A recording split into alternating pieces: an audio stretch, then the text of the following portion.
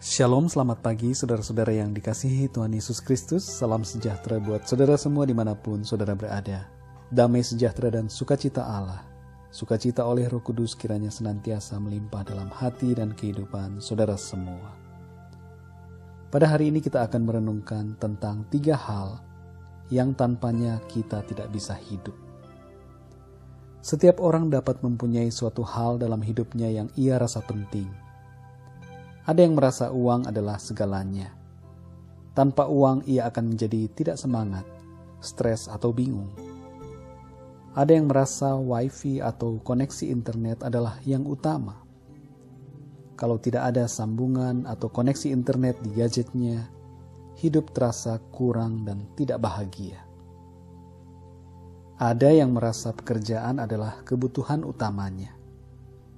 Bahkan apabila tidak bekerja, maka hidupnya terasa berat untuk dijalani. Ada banyak hal yang memang dibutuhkan dalam hidup kita, dan itu tidaklah salah. Namun hari ini kita akan belajar tentang 3 hal yang paling penting dan mendasar yang kita perlukan dalam hidup kita. Kita akan membaca dalam 1 Korintus 13 ayat 13. Demikianlah tinggal ketiga hal ini, yaitu iman, pengharapan, dan kasih. Dan yang paling besar di antaranya ialah kasih. Ayat ini menyebutkan tentang iman, pengharapan, dan kasih. 3 hal inilah yang paling penting dan mendasar dalam kehidupan kita, yang tanpanya kita tidak dapat hidup secara benar dan berkenan pada Tuhan. Iman kepada Tuhan, pengharapan kepada Tuhan, dan kasih kepada Tuhan. Itulah 3 hal yang harus ada dalam hidup kita. Kita akan belajar secara singkat satu demi satu. Yang pertama, iman. Iman kepada Tuhan Yesus diawali dengan sikap percaya kepadanya. Allah yang telah menjadi manusia dan menebus kita dari dosa, serta memberikan kehidupan kekal kepada kita yang percaya kepadanya. Iman kepada Kristus didefinisikan lebih lanjut dalam Ibrani pasal 11 ayat 1 sebagai dasar dari segala sesuatu yang kita harapkan dan bukti dari segala sesuatu yang belum kita lihat. Bila kita tidak punya iman, kita akan menjadi pribadi yang mudah jatuh dalam dosa dan kehilangan arah tujuan hidup. Namun bila kita punya iman, kita akan menjalani hidup dengan visi dan tujuan yang jelas, memiliki prinsip yang teguh, dan tidak dapat digoyahkan oleh situasi apapun juga. Banyak orang putus asa karena tidak punya iman. Banyak orang yang menyerah karena tidak punya iman.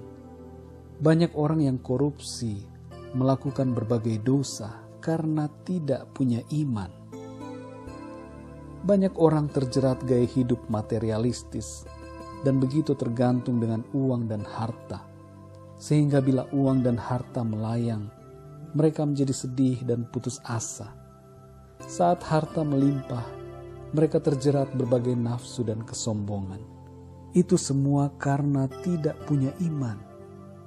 Jika kita punya iman, maka kita akan selalu menjadi pribadi yang bersyukur dan percaya bahwa semua akan baik, dan dalam situasi yang baik, kita tidak akan menjadi sombong dan tidak akan jatuh ke dalam berbagai jerat hawa nafsu dosa.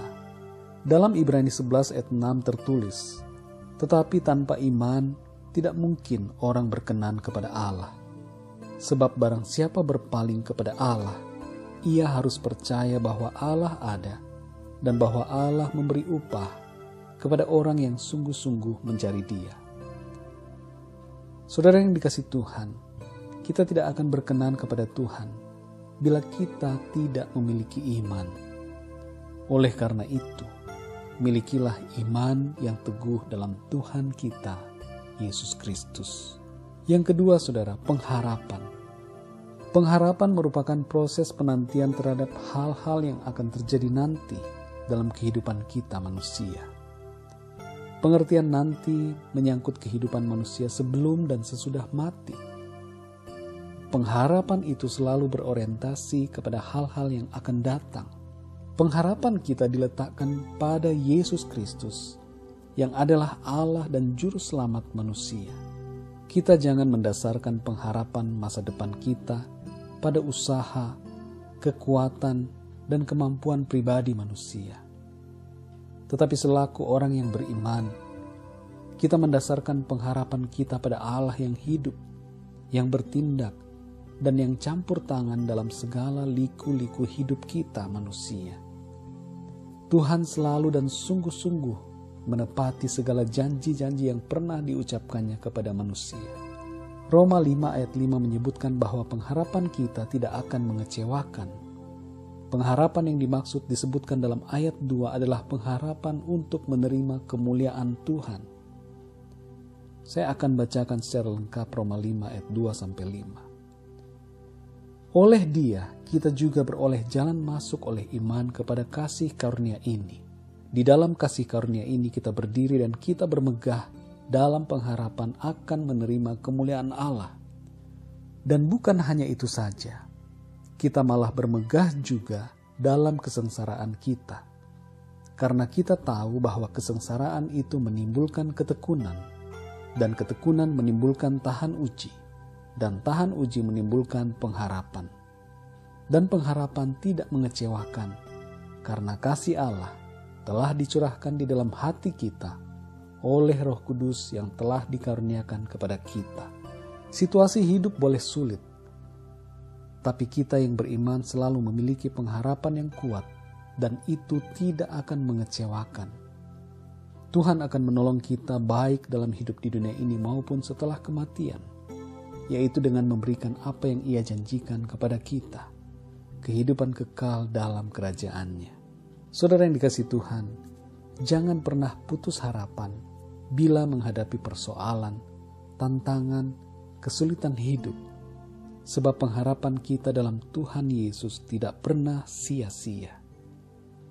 Yang ketiga, kasih. Kasih kepada Tuhan diwujudkan dalam perbuatan kasih kepada sesama. Kasih merupakan salah satu hal yang penting dalam hidup kita. Dalam 1 Yohanes 4 ayat 8 tertulis, barang siapa tidak mengasihi, ia tidak mengenal Allah, sebab Allah adalah kasih. Ayat yang ke-16 tertulis, kita telah mengenal dan telah percaya akan kasih Allah kepada kita. Allah adalah kasih, dan barang siapa tetap berada di dalam kasih, ia tetap berada di dalam Allah, dan Allah di dalam Dia. Tanpa kasih kita terpisah dari Allah, sebab Allah adalah kasih. Dalam menjalani kehidupan kita selalu membutuhkan kasih, dan kita pun hendaknya memiliki kasih itu dalam hati kita. Kasih kita adalah kasih kepada Tuhan Yesus Kristus, dan selanjutnya kasih itu kita pancarkan melalui sikap perbuatan kita pada orang lain. Ayat dalam 1 Yohanes 4 ayat 16 menyatakan betapa pentingnya kasih dalam hidup kita. Sebab bila tidak, maka kita tidak ada di dalam Tuhan, dan kita dikatakan tidak mengenal Tuhan. Apa jadinya bila kita tidak mengenalnya dan tidak tinggal di dalam Dia?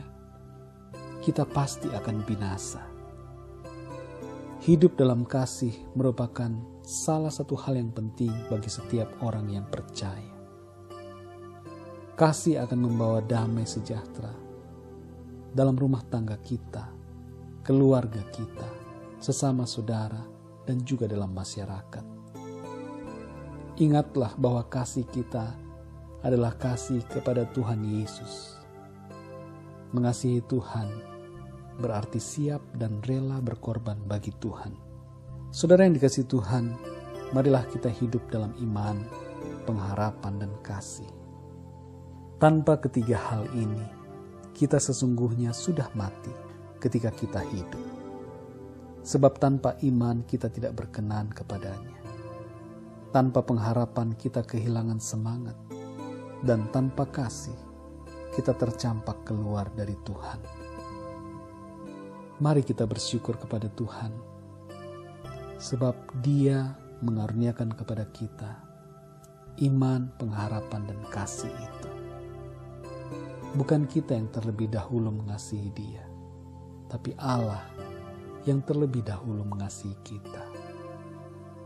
Dia mengaruniakan kepada kita iman, dan Dia memberikan kepada kita jaminan dari pengharapan kita. Pengharapan kita tidak akan mengecewakan, sebab Tuhan Yesus yang menjamin semua. Tuhan Yesus akan menolong kita, asal kita selalu berserah kepada-Nya. Mari kita berdoa. Bapa di surga, terima kasih, kami mengucap syukur untuk kasih-Mu yang begitu besar dalam hidup kami. Terima kasih untuk firman-Mu di pagi hari ini, tentang 3 hal yang penting dalam hidup kami, yaitu iman, pengharapan, dan kasih. Tolong kami ya Tuhan, supaya sepanjang hidup kami di dunia ini, kami terus memiliki iman yang kokoh di dalam Engkau, dan pengharapan yang kuat kepada-Mu Tuhan Yesus, serta kasih yang sungguh kepada-Mu, yang diwujudkan dalam kehidupan kami secara pribadi setiap hari. Kepada orang-orang di sekeliling kami memancarkan kasih-Mu ya Tuhan. Terima kasih ya Tuhan. Ajar kami untuk selalu terpaut kepada-Mu. Engkaulah Tuhan, fokus hidup kami. Mata iman kami tertuju kepada-Mu. Mata rohani kami selalu fokus kepada-Mu Tuhan, Juru Selamat kami. Terima kasih ya Bapa. Pimpin kami Roh Kudus, untuk kami terus bertumbuh dalam pemahaman dan pengenalan yang semakin dalam kepada-Mu. Terima kasih Bapa, berkati kami sepanjang hari ini dan hari-hari selanjutnya. Penyertaan Tuhan atas kami semua. Dalam berkat nama Tuhan Yesus Kristus kami sudah berdoa. Dalam berkat nama Tuhan Yesus Kristus kami sudah berdoa dan mengucap syukur. Haleluya. Amin. Puji Tuhan, saudara yang dikasihi Tuhan. Tuhan Yesus memberkati saudara semua. Selamat hari Minggu. Selamat melayani Tuhan. Selamat beribadah. Selamat beraktivitas. Tuhan Yesus menyertai, memberkati saudara semua. Sampai jumpa dalam renungan yang berikutnya. Haleluya.